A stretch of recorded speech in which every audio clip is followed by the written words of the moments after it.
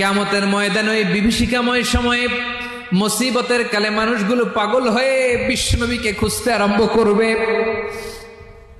সবাই মিলে বিশ্বনবীর কাছে যে বলবে, ইয়া রাহমাতাল লিল আলামিন, ইয়া খাতামুন নবীন, রাহমাতাল লিল আলামিন।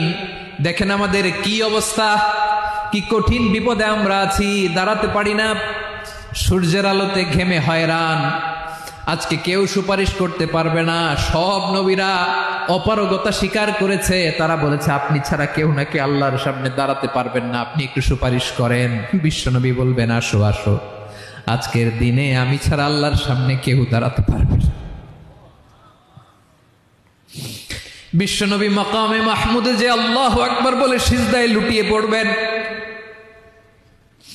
আল্লাহ রাব্বুল আলামিন বিশ্বনবীকে এমন কিছু চমৎকার শব্দ শিখাবেন, ওই শব্দগুলো দিয়ে আল্লাহর প্রশংসা করে বিশ্বনবী কাঁদতে আরম্ভ করবেন। বিশ্বনবী এমন ভাবে অজর দ্বারায় সিজদায় লুটিয়ে পড়ে কাঁদবেন, রব্বুল আলামিনের রহমতের দরিয়ায় জোশ লেগে যাবে।